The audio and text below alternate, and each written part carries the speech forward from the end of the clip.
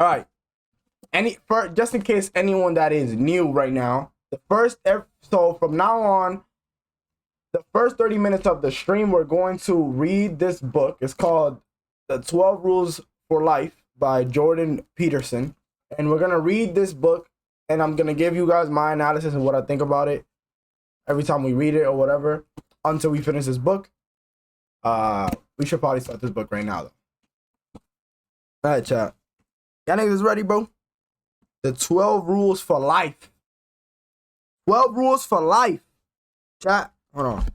We should probably put some little Toonskis in the back, though. I ain't gonna lie. All right, here we go. So the first chapter is called Forward. Rules? More rules? Really? Isn't life complicated enough? Restricting enough? Without abstract rules that don't take our unique individual situations into account? And given that our brains are plastic and all develop differently based on our life experiences, why even expect that a few rules might be helpful to us at all? People don't clamor for rules, even in the Bible, as when Moses come down the mountain after a long absence, bearing the tablets inscribed with 10 commandments, and finds the children of Israel in revelry. They'd been Pharaoh's slaves and subject to his tyrannical regulations for 400 years. And after that, Moses subjected them to the harsh desert wilderness for another 40 years to purify them of their slavishness. Now, free at last, they are unbridled and have lost all control as they dance wildly around an idol, a golden calf, displaying all manner of corporeal corruption. Am I reading too fast? If I'm reading too fast, then it better be pictures. Nah, I don't have any pictures right now. Hey, Kiara. I've got some good news, and I've got some bad news. The lawgiver yells at him, "Which do you want first?" "The good news," the Adonis replied. "I got him from 15 commandments down to 10. "Hallelujah," cries the unruly crowd. "And the bad?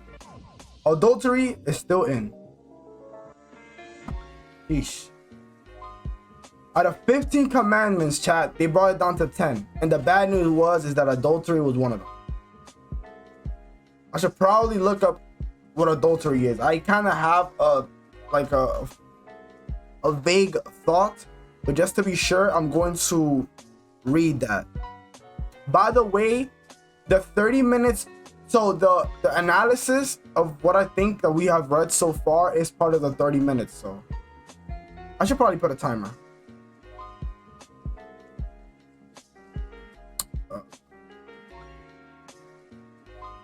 What's good, Shmoody? Adultery. So adultery is voluntary sexual intercourse between a married person and a person who is not his or her spouse. That's a fact. I should probably put my glasses on, fit the character. You got to 434? W mod.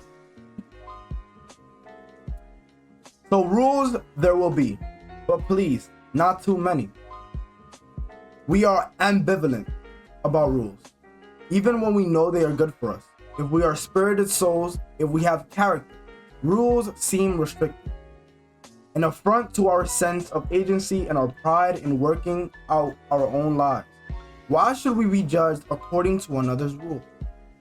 And judged we are. Guys, do you guys think that it's good to have rules? In church, I had to read all the commandments to the entire church. Yeah, I had to do the same thing as well. In your opinion, do you guys think that it's okay to have rules? Me personally, I think that there should be rules in place, because if there weren't, then the world wouldn't be regulated. Humans wouldn't be regulated. We would just be doing a whole bunch of crazy shit. So, is the music too loud? Everything's good. I'm reading at a good pace, or what? Make sure you guys are really paying attention. That way we will have actual conversation about it. And when I ask you guys questions, y'all not like, oh, I don't understand what's happening. But if y'all don't understand what's happening, I could just go back and reread or explain. Let me take this cover off. All right. And judged we are. After all, God didn't give Moses the 10 suggestions. He gave commandments. And if I'm a free agent, my first reaction to a command might just be that nobody, not even God, tells me what to do, even if it's good for me. But the story of the golden calf also reminds us that without rules, we quickly become slaves to our passion. And there's nothing freeing about that. Wow. That's crazy right there. Yo, if I had a highlighter, I would highlight that right there.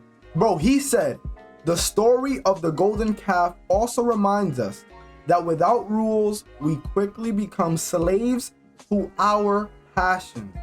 And there's nothing freeing about that. What's good, Flocka? No, I'm not reading a Bible. I'm reading the 12 Rules for Life by Jordan Peterson. Okay. The story suggests something more unchaperoned and left to our own untutored judgment. We are quick to aim low and worship qualities that are beneath us. In this case, an artificial animal that brings out our own animal instinct in a completely unregulated way. The old Hebrew story makes it clear how the ancients felt about our prospects for civilized behavior in the absence of rules that seek to elevate our gaze and raise our standards. One neat thing about the Bible story, is that it doesn't simply list its rules, as lawyers or legislators or administrators might. It embeds them in a dramatic tale that illustrates why we need them, thereby making them easier to understand. Similarly, in this book, Professor Peterson doesn't just propose his 12 rules. He tells stories, too, bringing to bear his knowledge of many fields as he illustrates and explains why the best rules do not ultimately restrict us, but instead facilitate our goals and make for fuller, freer lives. Yeah, reading doesn't really understand you're smart. It's being able to be open to certain things, you know? I feel like what determines someone's ability to be smart is someone that is open, you know, someone that's great listening abilities, and someone that understands that there's no such thing as knowing too much, but knowing too little. Understanding that you don't know everything. You don't know everything, and you will never know everything. You can know everything of many things. You can know a little things of everything. There you go. The first time I met Jordan Peterson was on September 12, 2004, at the home of two mutual friends, TV producer Wodek Temberg and medical internist Estera Bekier. It was Wodek's birthday party. Wodek and Estera are Polish, who grew up within the Soviet Empire, where it was understood that many topics were off limits, and that casually questioning certain social arrangements and philosophical ideas, not to mention the regime itself, could mean big trouble. But now, host and hostess luxuriated in easygoing, honest talk by having elegant parties devoted to the pleasure of saying what you really thought and hearing others do the same, in an uninhibited give and take. Here, the rule was speak your mind. If the conversation turned to politics, people of different political persuasions spoke to each other, indeed, looked forward to it, in a manner that is increasingly rare. Sometimes Wodek's own opinions or truth exploded out of him, as did his laugh. Then he'd hug whoever had made him laugh or provoke them to speak his mind with greater intensity than even he might have intended. This was the best part of the party. In this frankness, in his warm embraces, made it worth provoking. Meanwhile, Esther's voice lilted across the room on a very precise path towards its intended listener. Truth explosions didn't make the atmosphere any less easygoing for the company. They made for more truth explosions, liberating us and more laughs, and making the whole evening more pleasant, because with the repressing Eastern Europeans like the Schemberg Beckiers, you always knew with what and with whom you were dealing. And that frankness was enlivening. The novelist once described the balls and parties in his native France, observing that what appeared to be a single party was always really two. In the first hours, the gathering was suffused with bored people posing and posturing, and attendees who came to meet perhaps one special person who would confirm them in their beauty and status. Then, only in the very late hours, after most of the guests had left, would the second party, the real party, begin. Here the conversation was shared by each person present, and open-hearted laughter replaced the starchy airs. At Esther and Waddick's parties, this kind of wee hours of the morning disclosure and intimacy often began as soon as we entered the room. True meaning of politics, fact. By the way, there's a lot of huge words in this book that I've so far. Really big words, I'm not gonna lie. Some of them not even I understand. And I'm pretty well educated. So. Alright. Waddick is a silver-haired, lion-maned hunter, always on the lookout for potential public intellectuals, who knows how to spot people who can really talk in front of a TV camera and who look authentic because they are. The camera picks up on that, which is true. That is true, chat. I'm not gonna lie. I'm pretty sure that if I were to be up here acting fake, sad, mad, or angry or whatever, you guys will be able to pick that up. I'm pretty sure you guys will know whether I'm feeling not happy. That is pretty true. He often invites such people to these salons. That day, Waddick brought a psychology professor from my own University of Toronto who fit the bill. Intellect and emotion in tandem. Waddick was the first to put Jordan Peterson in front of a camera and thought of him as a teacher in search of students because he was always ready to explain, and it helped that he liked the camera and that the camera liked him back. The afternoon there was a large table set outside in the Schemberg Beckier's garden. Around it was gathered the usual collection of lips and ears and loquacious virtuosos, which we seemed, however, to be plagued by a buzzing paparazzi of bees. And here was this new fellow at the table with an Albertan accent and cowboy boots who was ignoring them and kept on talking. He kept talking while the rest of us were playing musical chairs to keep away from the pest, yet also trying to remain at the table because this new addition to our gatherings was so interesting. He had this odd habit of speaking about the deepest questions to whoever was at his table. Most of them new acquaintances, as though he were just making small talk.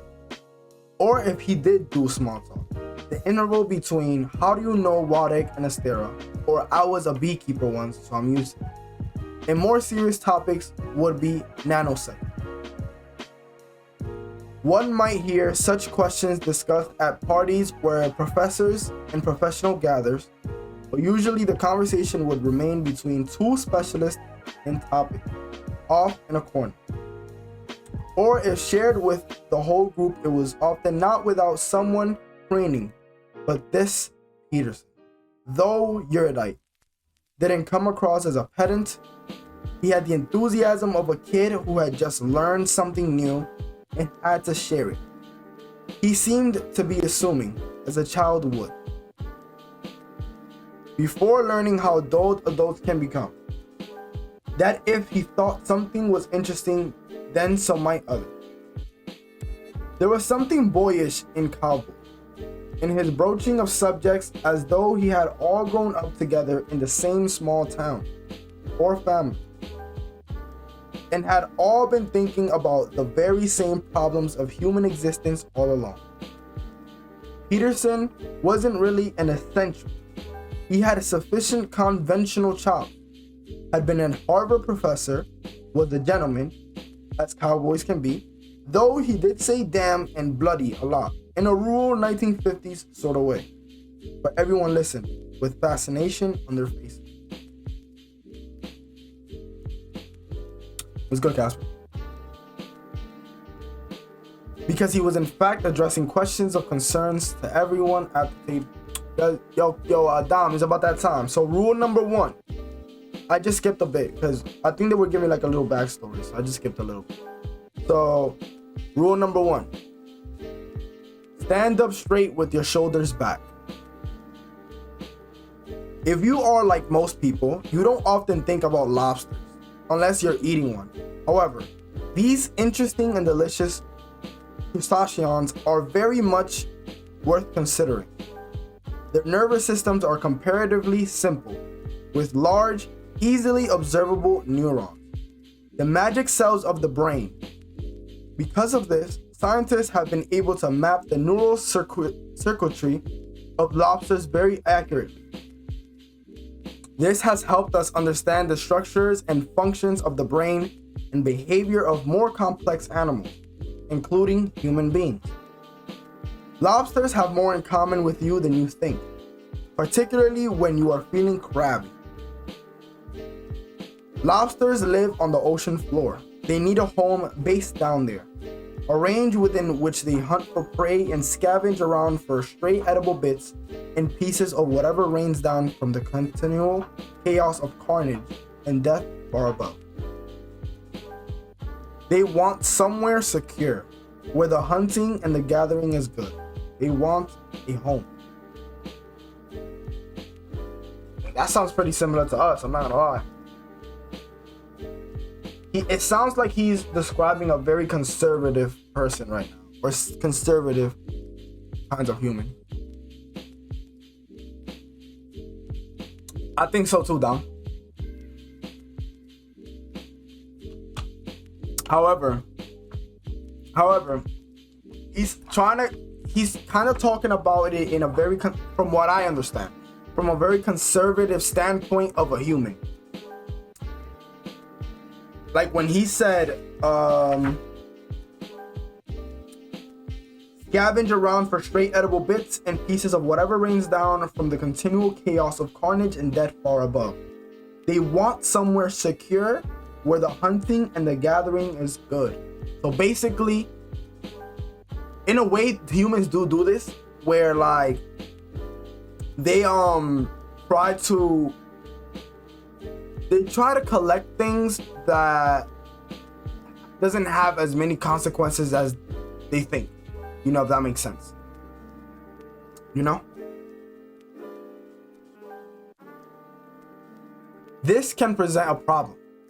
Since there are many lobsters, what if 2 of them occupy the same territory at the bottom of the ocean at the same time and both want to live there? That's true. What if there are hundreds of lobsters all trying to make a living and raise a family in the same crowded patch of sand and refuse?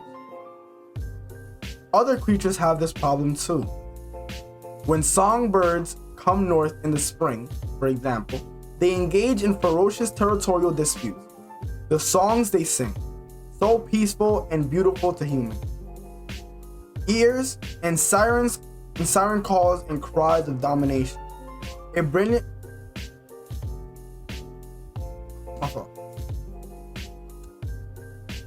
brilliantly musical bird is a small warrior proclaiming his sovereignty. Take the wren, for example, a small feisty insect-eating songbird common in North America. A newly arrived wren wants a sheltered place to build a nest, away from the wind and rain. He wants it close to food and attractive to potential mate. He also wants to convince competitors for what space to keep their distance. Birds and territory. My dad and I redesigned the house for a wren family when I was 10 years old. It looked like a Conestoga wagon and had a front entrance about the size of a quarter. This made it a good house for wrens, who were tiny, and not so good for other birds, for larger birds, who couldn't get in. My elderly neighbor had a birdhouse too, which we built for her at the same time, from an old rubber boot. It had an opening large enough for a bird the size of a robin. She was looking forward to the day it was occupied. A wren soon discovered our birdhouse and made himself at home. We could hear his lengthy trilling song repeated over and over during the early spring. Once he built his nest in the covered wagons, however, our new avian tenant started carrying small sticks to our neighbor's nearby booth. He packed it so full that no other bird, large or small, possibly get in. Our neighbor was not pleased by this preemptive strike, but there was nothing to be done about it. If we take it down, said my dad, clean it up and put it back in the tree, the wren will just pack it full of sticks again. Wrens are small and they're cute, but they're merciless. I had broken my leg skiing the previous winter, first time down the hill, and had received some money from a school insurance policy, and designed to reward unfortunate, clumsy children. I'm not gonna lie, so far with this bird metaphor, territory. It's territory, Dom. So far with this bird analogy that they use, it kind of seems like the comparisons to human is basically like people are going to do whatever they want to do, regardless of the fact. The bird clearly doesn't want anyone else but him to be inside this home, so he's gonna stack it up with sticks. So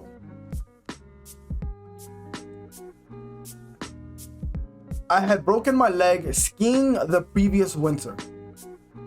First time down the hill, and had received some money from a school insurance policy designed to reward unfortunate, clumsy children. I purchased a cassette recorder, a high-tech novelty at the time. With the proceeds, my dad suggests that I sit on the back lawn, record Wren's song, play it back, and watch what happened. So I went out in the bright spring sunlight and taped a few minutes of the wren laying furious claim to his territory with song. Then I let him hear his own voice. That little bird, 1/3 the size of a sparrow, began to dive bomb me in my cassette recorder, swooping back and forth, inches from the speaker. We saw a lot of that sort of behavior even in the absence of the tape recorder. If a larger bird even dared to sit and rest in any of the trees near our birdhouse, there was a good chance he would get knocked off his perch by a kamikaze wren. This guy's very, very territorial. That is crazy. This is actually pretty interesting.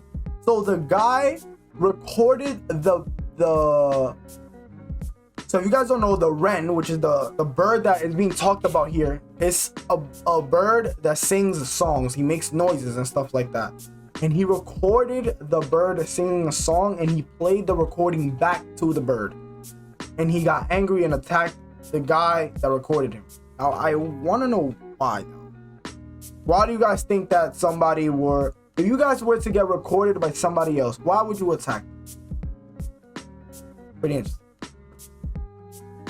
Now, wrens and lobsters are very different. Lobsters do not fly, sing, or perch in trees. Wrens have feathers, not hard shells. Wrens can breathe underwater and are seldom served with butter. However, they are also similar in important ways. Both are obsessed with status and position. For example, like a great many creatures. The Norwegian zoologist and comparative psychologist Thorleif, I cannot read his name, observed back in 1921 that even common barnyard chickens establish a pecking order. Everybody makes rules, man. The determination of who's who in the chicken world has important implication for each individual bird's survival, particularly in the times of scarcity. The birds that always have priority access to whatever food is sprinkled out in the yard in the morning are the celebrity chickens. After them come the second stringers, the hangers-on, and wannabes. Then the third-rate chickens have their turn, and so on, down to the bedraggled, partially feathered, and badly pecked wretches who occupy the lowest, untouchable stratum of the chicken hierarchy. Chickens, like suburbanites, live communally. Songbirds such as wrens do not, but they still inhabit a dominance hierarchy. It's just spread out over more territory. The williest, strongest, healthiest, and most fortunate birds occupy prime territory and defend it. Because of this, they are more likely to attract high-quality mates and to hatch chicks who survive and thrive. Protection from the wind, rain, and predators, as well as easy access to superior food, makes for a much less stressed existence. Territory matters, and there is a little difference between territorial rights and social status. There is a little difference between territorial rights and social status. It is often a matter of life and death. That's interesting. That is very, very interesting. If a contagious avian disease sweeps through a neighborhood of well-stratified songbirds, it is the least dominant and more stressed birds, occupying the lowest rungs of the bird world, who are more likely to sicken and die. This is equally true of human neighborhood. When bird flu viruses and other illness sweep across the planet, the poor and stressed always die first. And in greater numbers, they are also much more susceptible to non-infectious diseases, such as cancer, diabetes, and heart disease. When then aristocracy catches a cold, as it is said, the working class dies of pneumonia. Because territory matters, and because the best locales are always in short, I'm almost done. I'm gonna read this last paragraph. Because territory matters, and because the best locales are always in short supply, territory seeking among animals produces conflict. Conflict, in turn, produces another problem: how to win or lose without the disagreeing parties incurring too great a cost. This latter point is particularly important. Imagine that two birds engage in a squabble about a desirable nesting area. The interaction can easily degenerate into outright physical combat. Under such circumstances, one bird, usually the largest, will eventually win, but even the victor may be hurt by the fight. That means a third bird, an undamaged, canny bystander, can move in opportunistically and defeat the now crippled victor. That is not at all a good deal for the first two birds. That's facts. I ain't gonna lie. Hold on, I need to find the pen or something. Yo, we done, chat. Relax. We're done. I'm gonna put this. We're done, chat. 30 minutes, 31 minutes. Look. First of all, he said, thank God. Y'all don't have to be here if y'all don't want to learn about this. But it is true. This actually can be even applied in video games. It's just like, let's say, for example, if you're playing a battle royale and you and another team are fighting, you best believe that there is another team waiting for that fight to end and take advantage of you when you're weak. In a way, if you apply this to human life, if you apply this specific concept into human life, the way that it would work is you can take three different types of human, right? You could take the strongest human, the weakest human, and the most opportunistic human. Meaning, if something attacks that affects the society, the strongest human is going to survive, yes or no, right? The strongest human will survive while the weak human will die. If the weak human and the strong human gets into battle over territory or some land of some sort, the weaker human obviously eventually is going to either die or lose the battle. However, the strongest human, no matter how strong he is, will suffer some damage from what the weak human gave to him. So while the strongest human is weak, the most opportunistic human is going to take the chance to take him out because he's weak. Russia, because China is waiting for weak army to attack because they want USA to be weak. Exactly. That's what I'm saying. Exactly, bro. So, alright, chat. That was W reading. We're gonna continue tomorrow. Sheesh. So I will survive and Proto's gonna die or lose the battle, so I'm gonna wait till Dom is weak. Exactly. Basically. This is crazy. Russia thought Ukraine was going to lose, but they are winning. I haven't really kept up too much about the whole Russia thing. But alright, chat. We finished.